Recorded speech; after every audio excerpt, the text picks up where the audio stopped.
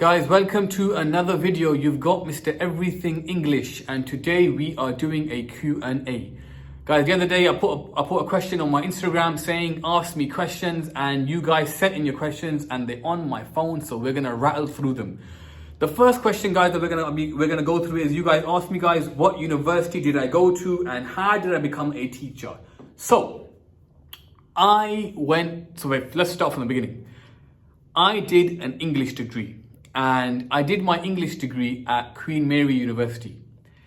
And that was a big deal. Not the university, but the degree itself. Because being an Asian, especially an Asian male, to do an English degree, it's unheard of. I remember on my course, I was the only Asian male. And why do I say that? Because when I did that English degree as an Asian male, I knew that you better make this work. Because if you don't make this work, you're gonna get killed by everyone around you. So I did an English degree, guys, at Queen Mary University of London. I did my 3 years degree and then I went on to do a master's. I did my master's again in English, and this time I did my master's at King's College London. And after doing my master's, guys, at King's College London, I then did my PGCE in English, which is the qualification you need to do to become a teacher. And I did this at UCL in London. So those were my 3 universities, guys: Queen Mary, King's College London and UCL. And I did a degree in English, a master's in English, a PGCE in English. And as you can tell, guys, I'm English through and through, hence the name Mr. Everything English. And after doing that, guys, with an English degree, right, my options were kind of 3. Either I pivot into law, either I go into teaching, or I go into journalism. So I chose teaching. And my rule that I live by is, and this is for me, I believe that no matter what I do, eventually I'll make it work. If I don't know, I will learn, but eventually I will make it work. So when I went into teaching, guys, I'll be honest, it wasn't a moral purpose. I didn't come into teaching thinking I'll be able to change lives and impact lives. I came into teaching because that was the natural course from an English degree. I was petrified because back then, guys, I used to speak with a stutter. Even now, sometimes my stutter comes into play. And I used to think, how are you going to control a class? How are you going to speak to a class? How are you going to progress students? I was petrified. So forget a moral purpose. I was like, what are you even doing becoming a teacher? But, very quickly, I realized I loved teaching. I loved it.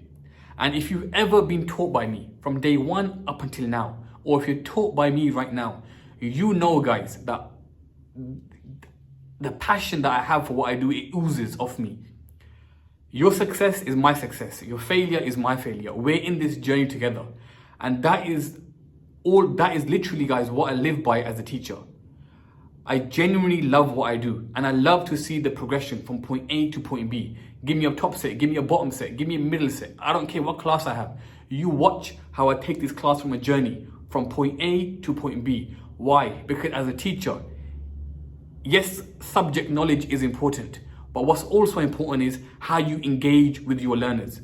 I remember very clearly, guys, I remember when I was in high school, there was a science teacher. And this science teacher, guys, he used to always talk about his PhD from Cambridge. How, like, he's so knowledgeable and everything. But he couldn't even teach a class. He couldn't control the class.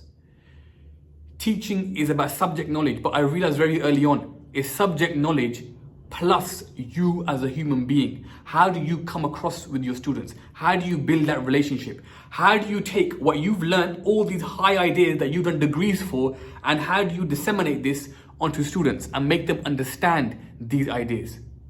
Guys, come on. I'm from Luton. Students in Luton don't go to the theatre. Very rarely do they go to the theatre. So how am I gonna make Macbeth, Romeo and Juliet, Shakespeare as a whole relate to these students? How am I gonna make them understand the language? Guys, this is what I spend my time thinking about. English language paper 2, question 3, for example. It's a pretty standard question, but I think about my learners. How am I gonna make them understand this topic? And that's what I do with these videos. How can I make you guys relate? Now, I'm probably going off on a tangent, But my point being, guys, that was my education. Why did I become a teacher? Because it was a natural progression. Why am I still in teaching? Because I love what I do. My career so far, guys, I went from a typical English teacher, naturally, guys, to head of department, then to SLE, then to assistant head teacher. And a couple of months ago, I was offered a role as a deputy head teacher, and the role is still waiting there. I've not accepted, I've not declined. They literally opened it for me. The reason I've not given my answer, and they know the reason, is because and this links to another question, guys, asking what is this? Guys, Everything Education is a business that I opened to teach and educate students up and down the country, even across the world. So even social media, guys, takes a lot of time. So I don't know how much I can commit to a deputy head teacher's role, but that's a conversation for a different day. What inspired me to start social media? Why did I start social media?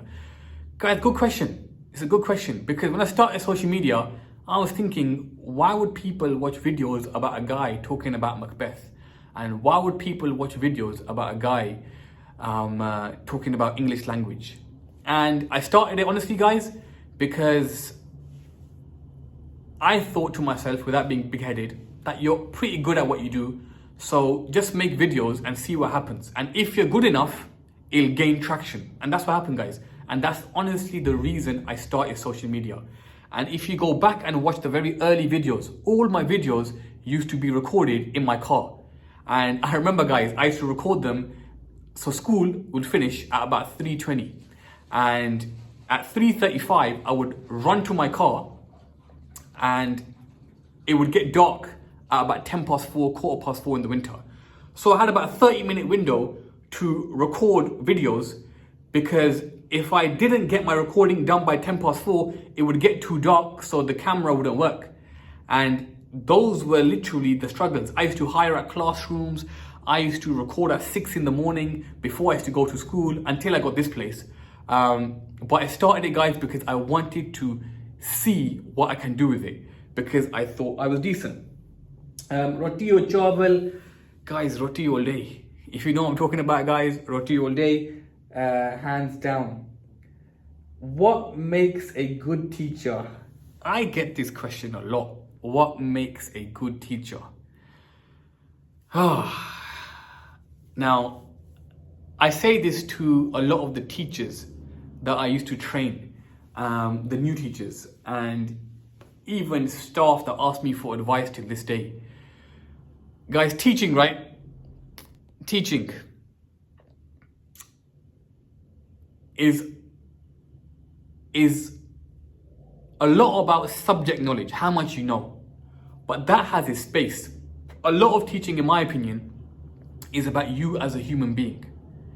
How do you pass on what you know to the learners in front of you? How do you create that bridge? Teaching is about subject knowledge. But as a teacher, you will always be gaining and improving your subject knowledge. But don't neglect the other side of teaching. Don't neglect you as a person and how you come across to your learners and the rapport you build and how you bridge the gap between you and them. Because across the country, guys, there's loads of English teachers, there's loads of science teachers, there's loads of maths teachers.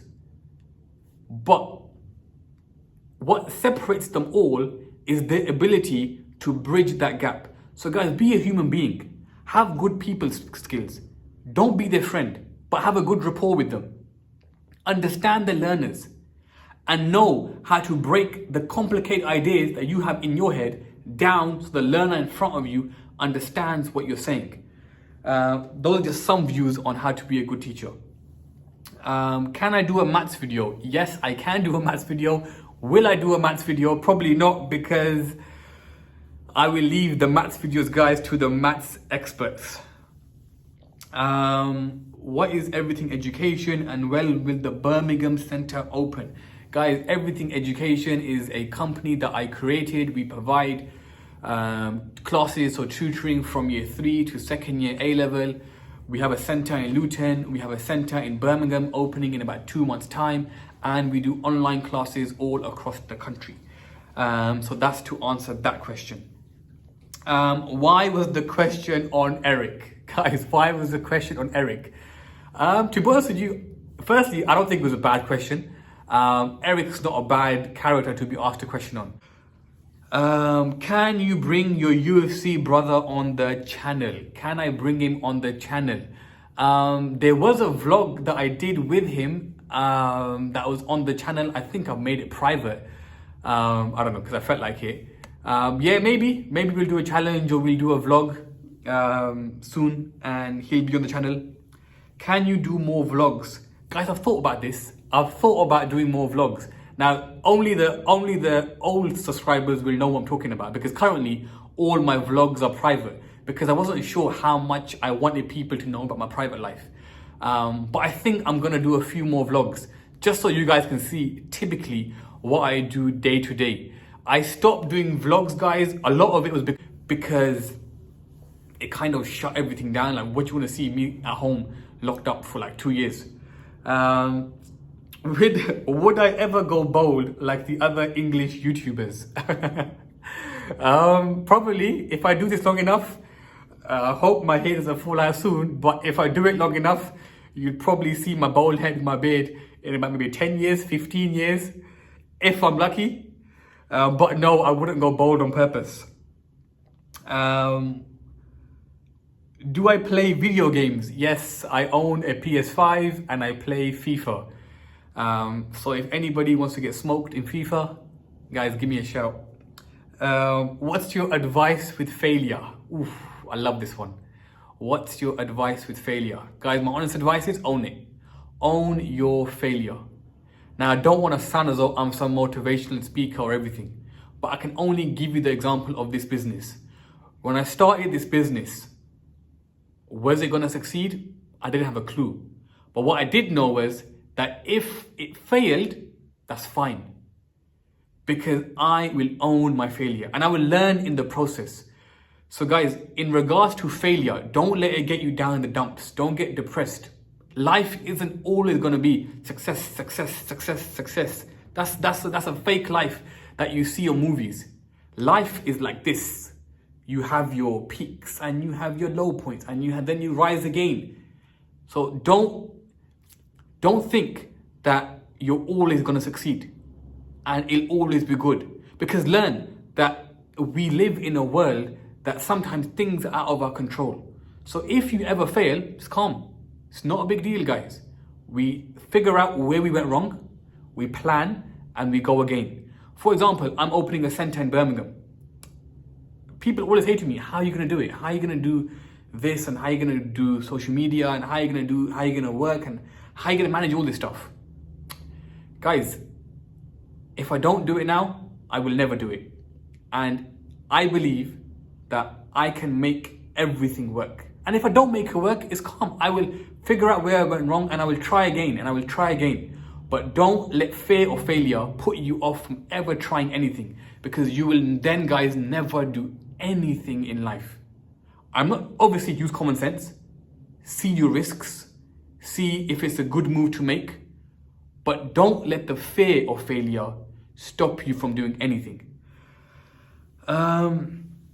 Why am I so cool? That's a legitimate question, guys. I didn't even put that there on purpose. Why are you so cool? I'm not cool, guys. I'm not cool. I'm a geek and I love it. My skin and hair routine. Oh my God, guys. This question.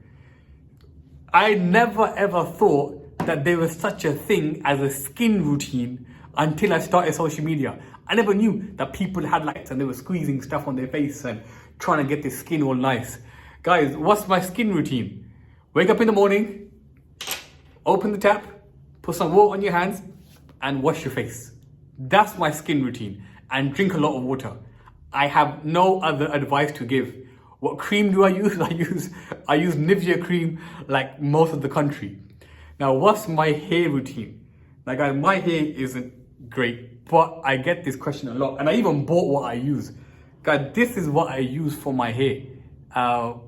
Bedhead by, is it TIGI or Tiggy or whatever they're called? but that is what I use. They should honestly be sponsoring this video.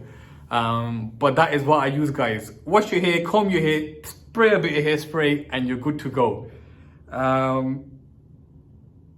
Why are you airing me on Instagram? Probably because you ask irrelevant questions, maybe, or you ask me questions that I get asked a lot, or you ask me questions that I've probably answered in a gazillion videos. That's probably why I'm airing you, my friend. I do apologize. Advice on someone wanting to be an English teacher. Oof. You want my honest advice, mate? You want my honest advice if you're wanting to be an English teacher? Don't get lost in trying to follow those before you. Just because a teacher is supposed to talk and walk and speak a particular way doesn't mean you have to. Especially in English, guys. English teachers are like a certain group and a certain style of person. Let your personality come through. If you enjoy the subject and teaching is something you want to do, go for it. But when you become an English teacher, let yourself shine through. Let your personality shine through, and use that personality in a positive way to spin what you're teaching and to make it work in your favor. But yeah, it's a good career. Pay's not great, so you're gonna have to try to progress quick, or you might need to do other stuff to supplement your life, depending upon the kind of life you have. But yeah, that's my advice on somebody wanting to be an English teacher. Any other questions? What's the plan for English language paper 2? Guys, I'm gonna cut the video at the 20-minute mark because I don't want to talk for more than 20 minutes. But what's my advice for English language paper 2 in regards to content? Guys, I'm going to be firing lots of content. We're going to go through question 1, question 2, question 3, question 4, question 5, and you watch the live stream for English language paper 2. Guys, we're going to blow the wheels of anything that we've ever done. We're going to cover, I'm going to make that live stream for English language paper 2 the best lesson that I've ever taught. I'm going to try my best. It's going to probably go on for 3 hours, because I'm going to cover, guys, everything from like -1 to 10. We're going to go all the way from the beginning to the end, and I'm going to try to make it as thorough, as detailed, so the day after you can smash your English language exam. I've already started planning how we're going to be doing that particular live stream. But guys, content will be flying through. It'll probably be daily uploads between now and the end of exam season. All right, guys, I do apologize if I rambled on for any questions. I do apologize if I missed out any questions. But genuinely speaking, guys, this is a thank you from myself to all of you. Thank you for the support. Thank you and I always say, guys, it's a privilege when someone trusts you with their education, especially a parent. It's a privilege, but it's also a something that I take very seriously. So thank you for following, thank you for subscribing, and thank you for trusting me with your education. Hopefully, guys, by the end of this exam season, with my help and all the other things in your life, your teachers, your parents, hopefully by the end you will do really well for this year's exams. All right, guys, I'll end the video here. It's been Mr. Everything English. Peace.